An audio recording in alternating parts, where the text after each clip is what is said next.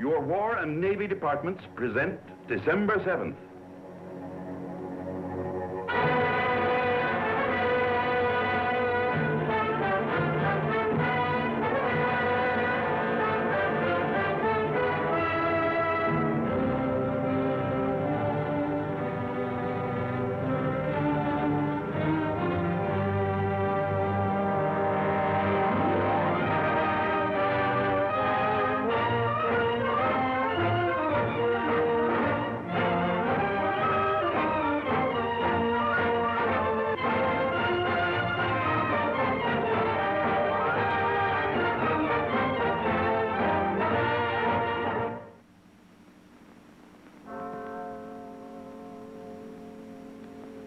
Early Sunday morning on the island of Oahu.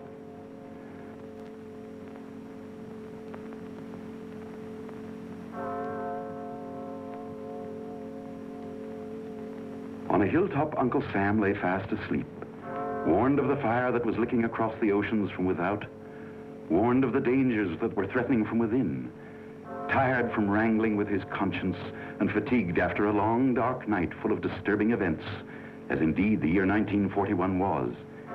He slept in the early Sabbath calm.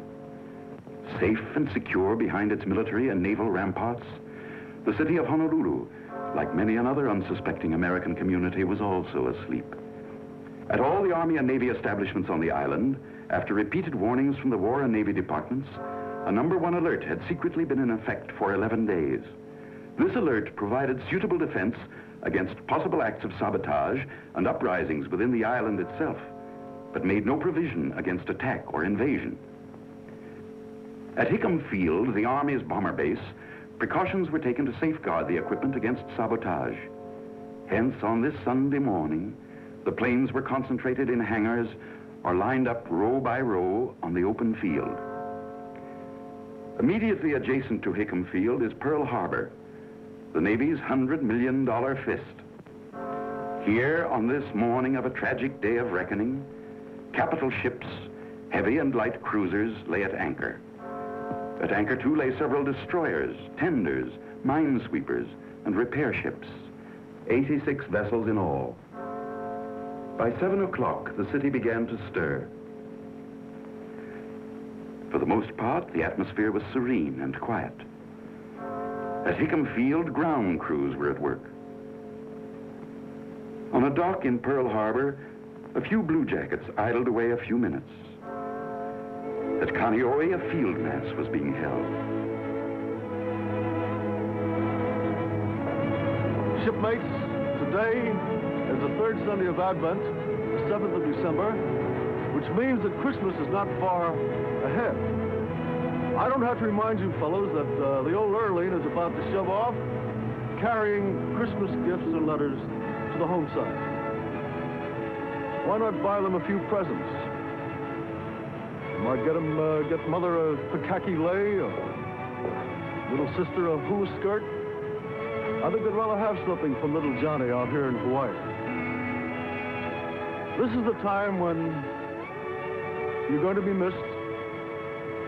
So, send them a present for Christmas. But that letter is so important, however. Don't put that off. A few minutes past 7, an incident occurred at a temporary Army aircraft warning station. This station, as indeed the entire aircraft warning system, had officially closed at 7, but Private Joseph L. Lockhart, who had been receiving training here, was granted permission to remain at the station. While listening, he discovered something coming over the detector that alarmed him. He listened intently. Then, certain of his findings, he called the Central Information Center. An inexperienced lieutenant answered the phone. Excuse me, sir, this is Private Lockhart. I believe a large flight of planes are approaching slightly east of north of Oahu at a distance of about 130 miles. Must be our own. We're expecting some B-17s from the mainland. Thank you, sir. This incident, where it acted upon, would have given our forces brief but precious time for defense action, and may have considerably affected the events of this fateful day. Regrettably, Private Lockhart's warning went unheeded. It was 7:50 a.m. by the clock on the Aloha Tower when the drone of planes was faintly heard.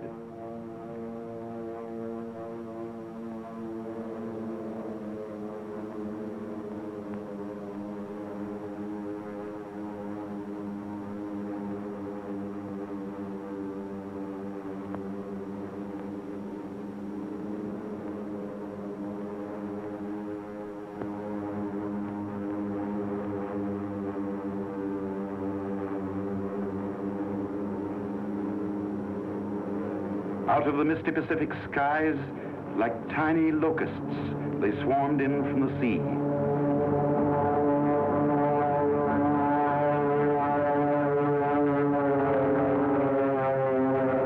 From the south.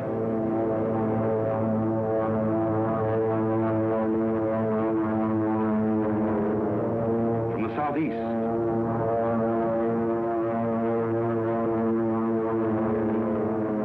And from the north.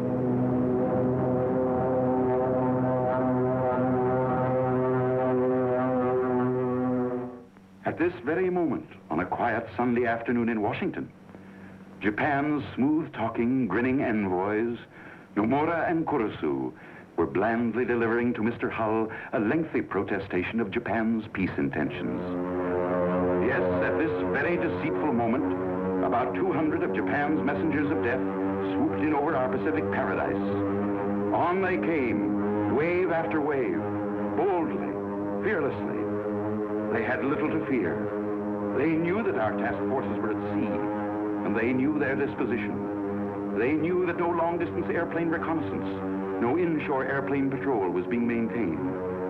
They knew from detailed maps they carried with them the exact location of vital airfields, hangars, and other structures. Each was given a specific objective, and straight toward that objective he came.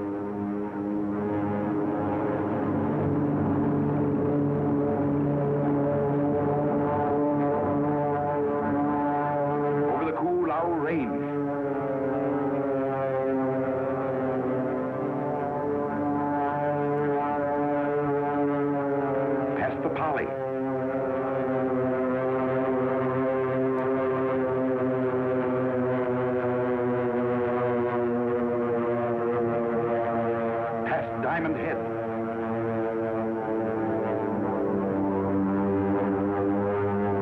And over Waikiki Beach, the treachery of an empire was on the wing.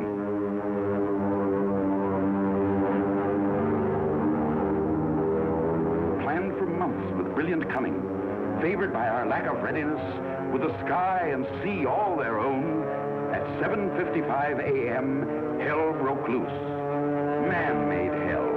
Made in Japan.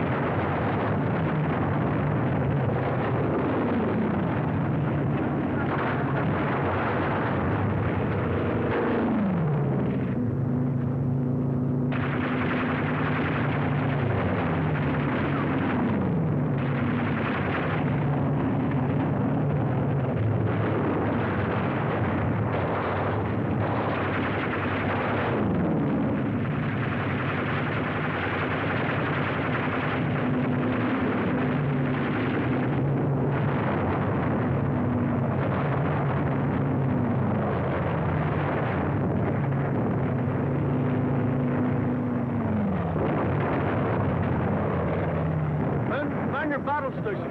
God bless you.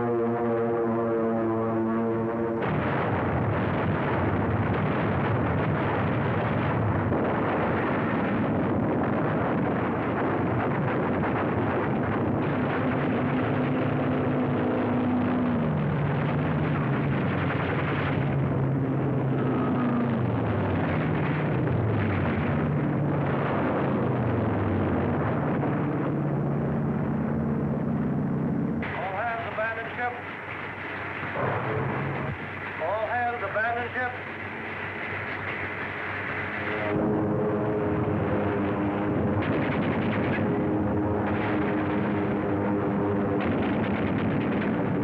The ferocity of the attack momentarily subsided.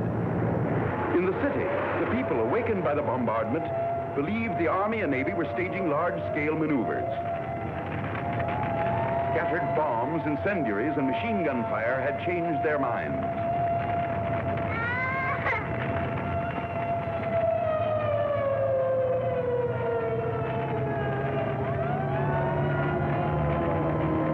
One gentleman, when interviewed by a reporter, was stubborn and refused to change his mind. I don't think it is an attack by Japan. But you must have seen the Japanese planes. No, I did not. What about the bombing and gunfire? I thought the Army and Navy were having maneuvers. Look, Mr. Keita, you know that I know that you know that this is an attack by Japan. I have nothing to say. And judging by the smoke pouring out of your chimney, there'll be nothing left to show. I have nothing to say. The second phase of the attack began.